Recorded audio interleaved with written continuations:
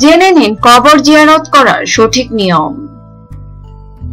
আব্দুল্লাহ বিন বারিদা থেকে বর্ণিত, রাসূল সাল্লাল্লাহু আলাইহি ওয়াসাল্লাম বলেছেন, তোমরা কবরস্থানে গমন করো, কেননা এটা তোমাদের আখিরাতের কথা স্মরণ করিয়ে দেয়। আবু হুরায়রা রাদিয়াল্লাহু আনহু থেকে বর্ণিত, রাসূল সাল্লাল্লাহু আলাইহি ওয়াসাল্লামের মায়ের কবর জিয়ারত করে এত কাঁদলেন যে তার কান্না দেখে আশেপাশে সবাই কাঁদল। তারপর রাসূল সাল্লাল্লাহু আলাইহি ওয়াসাল্লাম বলেন, আমি আমার প্রভুর কাছে অনুমতি চেয়েছি আমার মায়ের জন্য ক্ষমা প্রার্থনা করার, কিন্তু আমাকে অনুমতি দেওয়া হয়নি। অতঃপর অনুমতি চাই মায়ের কবর জিয়ারত করার জন্য। এইবার আমাকে অনুমতি দেওয়া হলো, অতএব তোমরা কবর জিয়ারত করো, কেননা এটা আখিরাতকে স্মরণ করিয়ে দেয়। আয়েশা রাদিয়াল্লাহু আনহা বলেন, একদিন নবীজি সাল্লাল্লাহু আলাইহি ওয়াসাল্লাম আমার কাছে রাত যাপন করেন। সেই দিন তিনি শেষ রাতে জান্নাতুল বাকি নামক কবরস্থানের উদ্দেশ্যে বেরিয়ে যান। কবর জিয়ারত আমাদের প্রিয় নবী হযরত সাল্লাল্লাহু আলাইহি ওয়াসাল্লামের একটি গুরুত্বপূর্ণ সুন্নাত। দুনিয়ার মোহ ও প্রাচুর্যের চাকচিক্যে ভুলে থাকা মানুষদের মাঝে মধ্যে কবরস্থানে গমন করা উচিত, কেননা এটা নিজেদের সংযত করতে, আল্লাহর পরকালের কথা স্মরণ করাতে খুবই সহায়ক। জিয়ারতের উদ্দেশ্য।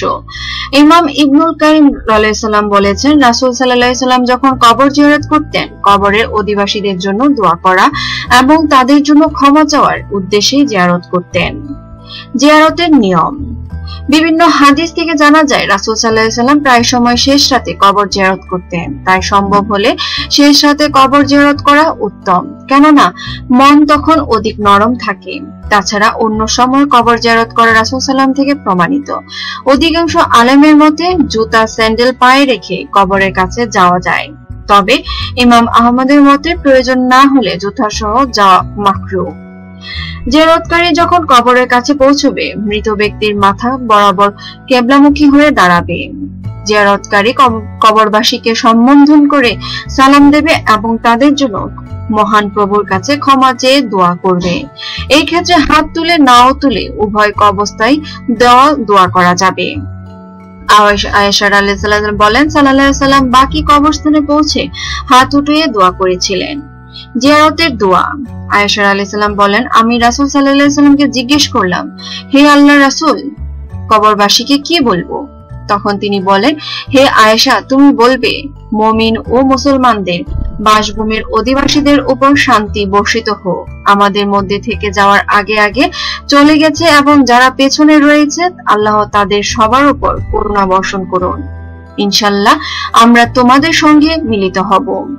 উপরোক্ত দোয়াগুলো সমর্থনে কোরআনে একটি আয়াত উল্লেখ করা যায়।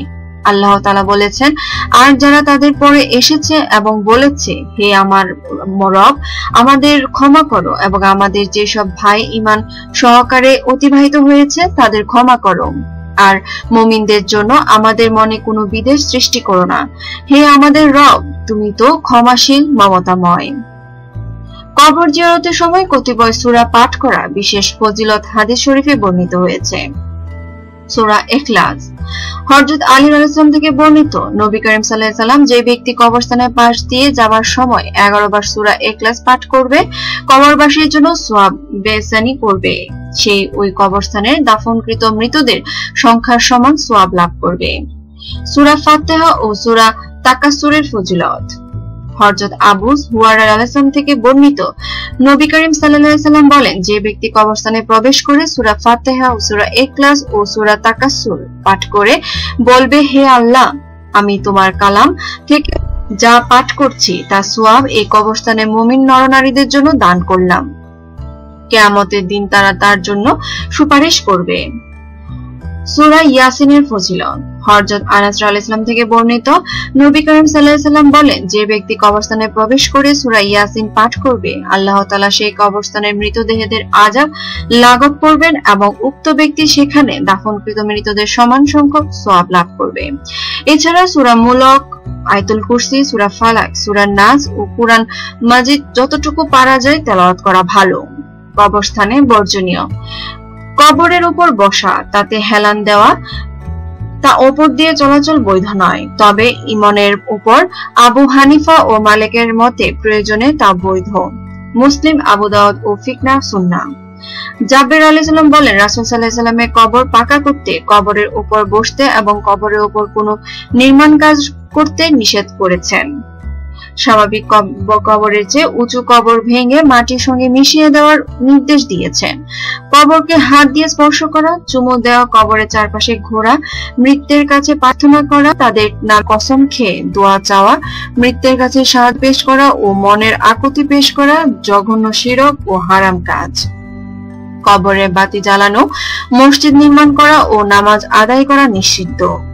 কবরকে কোনো কিছু দিয়ে ঢাকা বা আবৃত করা বৈধ নয়।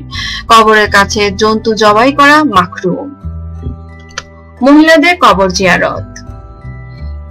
ইমাম মালিক আহমদ ও কিছু সংখ্যক হানিফি বল আলম মহিলাদেরকে কবর জিয়ারতের অনুমতি দিয়েছেন। তারা দলিল হিসেবে ইবনে মুলাইকার হাদিসে পেশ করেন।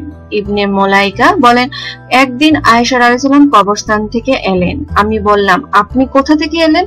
তিনি বললেন, আমার ভাই আব্দুর রহমানের কবর থেকে। আমি বললাম, রাসূল সাল্লাল্লাহু আলাইহি ওয়াসাল্লাম কি কবর জিয়ারত করতে নিষেধ করেননি?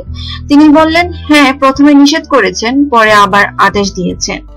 হাযিফ যাহওয়াবি হাদিসটিকে সহিহ করেছেন। এই হাদিস থেকে জানা গেল মহিলাদের জন্য কবর জিয়ারত করা বৈধ।